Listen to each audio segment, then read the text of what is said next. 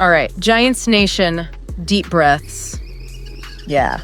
We all felt it. Losing Malik Nabers for the season, I mean, it's a massive blow, just a gut punch. It really is. No way around that. But look, we're not here to cry about it. We pivot. It's time to adjust, time to get cooking with what we have. We've got talent, we've got options. Absolutely. And, you know, when you really dig into it, the biggest immediate thing we lose is that vertical gravity Nabers provided. Explain that a bit. Vertical gravity. It's basically the fear factor, right? Just him being on the field forces defenses to play differently before the snap. They panic a little, they back up. Yeah. We lose that instant deep threat respect. Right, so if they're not respecting the deep ball quite as much, they're creeping up, they're getting aggressive, loading the box maybe. Exactly, so the whole mission kind of shifts now. We still need explosive plays, but they have to be smarter, more designed. Smart explosives. I like that. Yeah. And crucially, we got to keep the rookie, Jaxson Dart, comfortable. Keep him on schedule. That's key. That really is the challenge, isn't it? Yeah. How do you replace that elite, just raw separation talent with like structured efficiency? The answer's got to come from the guys already here. Okay, let's break it down then. Let's start with the guy who probably has the biggest spotlight on him now, Jalin Hyatt. This is it. His time to be the headline act. Yeah, and looking at his production so far, it's interesting. He's got 31 catches, 435 yards. Yeah. That's a healthy 14 yards per catch. Shows the speed, the big playability. 14 yards a pop is solid. Real solid. It is, but, and this is the thing everyone points to, 0 touchdowns. 0. Yeah, that jumps out. But you see 14 yards per catch and you got to ask, is that on him or is it how we've been using him? Well, that feeds right into the big debate about his fit. Right now, the Giants have him lined up outside, like wide receiver about 86% of the time. Okay. But you rewind to his tape at Tennessee, where he was electric. He was basically living in the slot. Almost 89% of his snaps were inside. That difference, that's probably key to unlocking him now. So the thinking is move him inside more. Get him closer to the ball, closer to Dart. Seems like it. And if they do that, his route menu has got to change too. They're talking about targeting him way more, like 6 to 8 times a game. Yeah. But it can't just be go routes. Right. You can't just send him deep every play. Defenses will sit on that. Exactly. So the plan, it seems, is to really diversify what he's running. Yeah. Yeah, you still need maybe 2 deep shots programmed in a go ball, a deep post. Got to keep them honest. Okay. But you balance that with, say, 2 intermediate in breakers. Think like a glance route, which is kind of like a quick slant, or a dig route across the middle. Intermediate stuff for the speed guy. Feels a bit counterintuitive, no? Doesn't that take away his best weapon? You'd think so, but actually it might help the deep ball. If he's running those glances, those digs, linebackers, and safeties have to respect that middle area. They can't just bail out deep every single time. Ah, okay, so it holds the underneath coverage. Right. And then crucially, you mix in the quick stuff. Yeah. Smoke screens, bubble screens, little easy throws. Why those? Just to get him touches. Partly that, yeah, but it's also tactical. If a corner knows Hyatt might just run a quick out or catch a bubble, he can't just line up 12 yards off him all game long. He has to play closer. Even if he plays closer. That split-second hesitation, that maybe flatter footwork, that's all Hyatt needs to blow past him on that post route later. It's about setting things up, strategic. I love that. Okay, so Hyatt gets a new expanded role, but replacing Nabers isn't just on him. It's got to be everybody, right? Like a 5-step plan involving the whole offense. Totally. Step 2 is really dialing up Wan'Dale Robinson's role. He becomes the motion maestro. Motion maestro, okay. Yeah, think constant movement before the snap, jet motion across the formation, orbit motion around the backfield, get him matched up on linebackers. And his job is? Short option routes. Find the space, make the easy catch, turn a kind of tricky 2nd and 8 into a manageable 3rd and 2.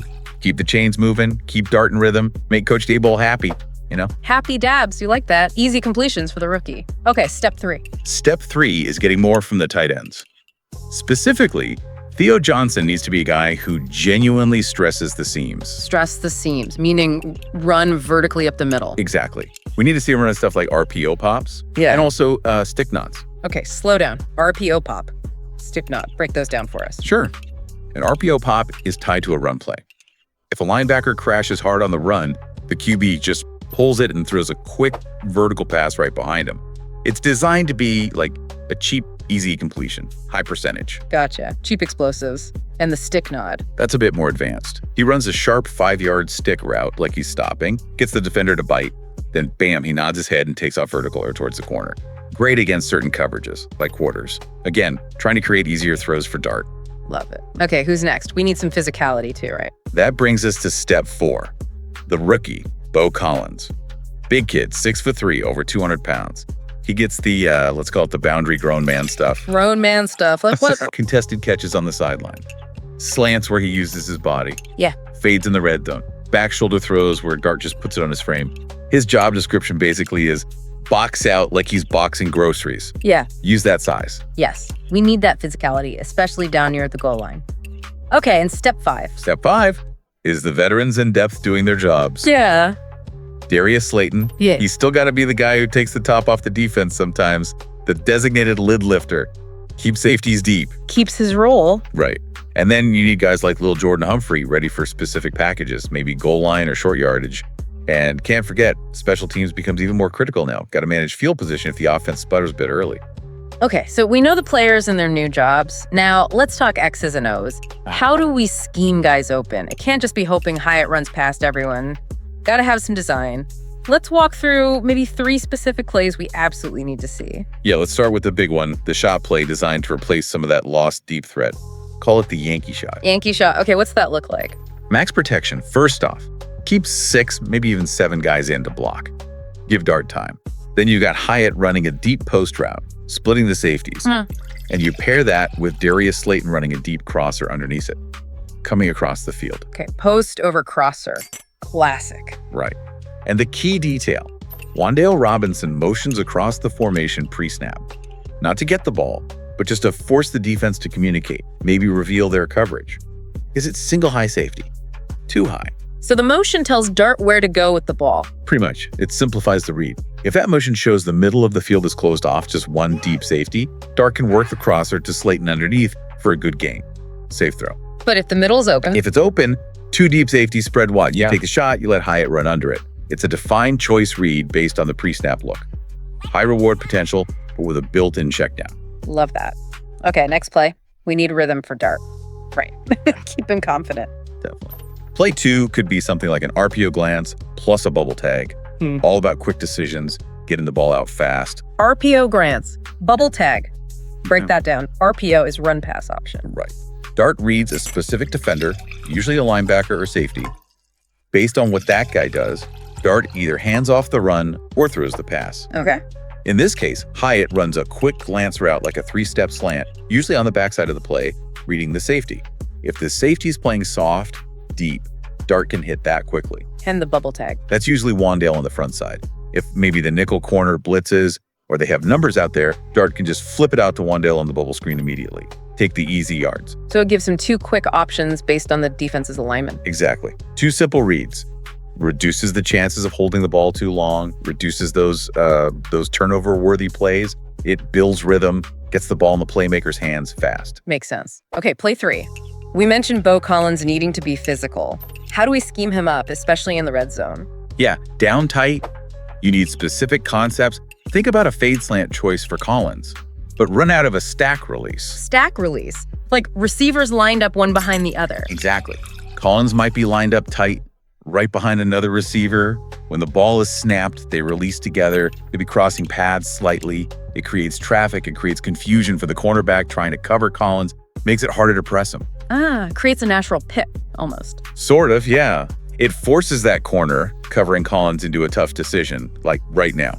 Does he play outside leverage, worried about the fade to the pylon, or inside leverage, worried about the quick slant? And Collins just reads the corner. Simple as that. If the corner plays outside, Collins snaps it inside on the slant.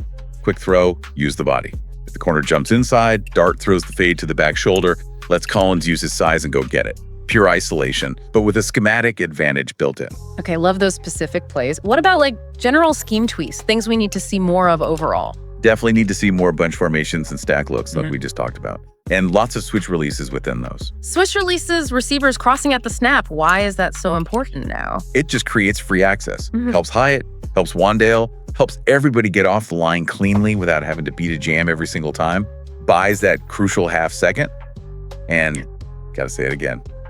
Tempo. Push the pace. Absolutely. Go fast sometimes. Force the defense to stay in their base looks. Don't let them substitute freely. Make them burn timeouts because they can't get the right personnel matched up on Hyatt. That's a win for the offense. Okay, we've mapped out the internal plan. Hyatt steps up, roles are defined, scheme adjusts. Yeah. But every fan is thinking, what about a trade? Can we bring someone in? Yeah, you have to address the trade market buzz. But look, we got to be realistic here. Making big, splashy midseason trades, it rarely happens without paying what some folks call chaos taxes. Chaos taxes, meaning you overpay? Pretty much. Teams know you're in a tough spot. They know you need help now. So the asking price, whether it's draft picks or taking on salary, usually goes up. You got to be careful not to overreact and hurt the future. Right. We want to help Dart now, but we can't cripple his future by giving away premium picks.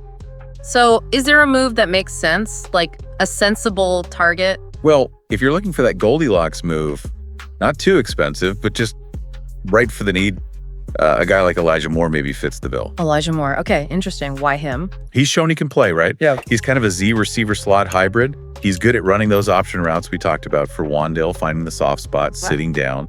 And importantly, he's been pretty effective against zone coverage in his career. And we expect Dart to see a lot of zone, right? Defense is trying to keep things in front of him. For sure. So Moore gives you another reliable outlet, especially on like third and medium, a chain mover. What would he cost, realistically? You're probably looking at maybe a conditional day 3 pick, like a 4th that could become a 3rd, something like that. It's not breaking the bank. And the contract situation is usually manageable for a player like that, short-term, flexible. A day 3 pick for a proven zone beater and chain mover. That feels pretty reasonable, actually, not mortgaging the future. It feels like a targeted fix. If you brought him in, his role would be pretty clear, right? He'd likely specialize in that slot Z role, run those option routes. He becomes maybe your go-to guy on third downs in the 2-minute drill. So he complements Hyatt, doesn't replace his new role? Exactly. Hyatt stays as that vertical threat, running the intermediate stuff too. Collins stays as the boundary X receiver. Moore just plugs that gap for consistent high-leverage conversions underneath. Okay, I like that thinking. It's a smart, targeted move. All right, so wrapping this all up, for the fans watching, for you listening right now, what are the concrete things we need to see on Sunday? How do we know if this pivot, this new identity, is actually working? Give us the KPIs. Yeah, the key performance indicators. This is like the checklist for the offense now. If they're hitting these marks week to week, the plan is working. Let's hear them. Okay, first, Jalin Hyatt.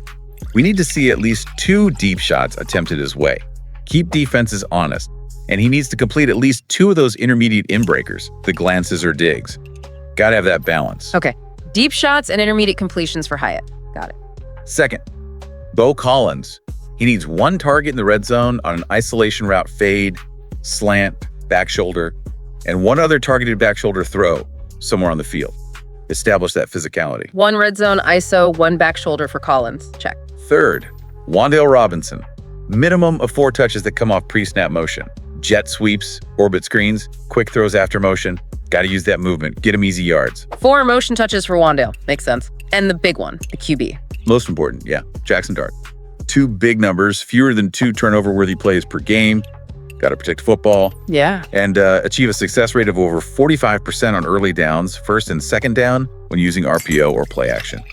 Got to stay efficient and ahead of the chains. Less than 2 turnover-worthy plays, over 45% success on early down RPOPA. That feels critical for a rookie.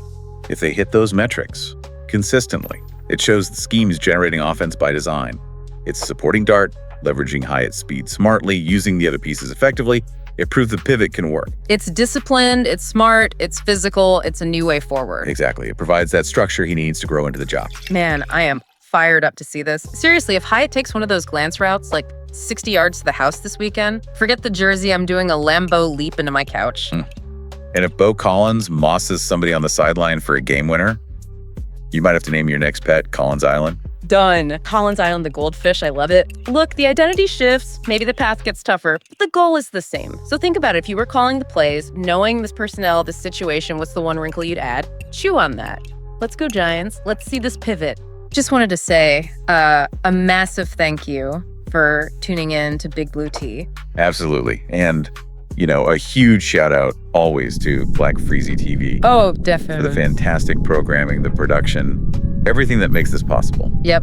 Their work behind the scenes is just really appreciated. It really is. This has been Big Blue Tea.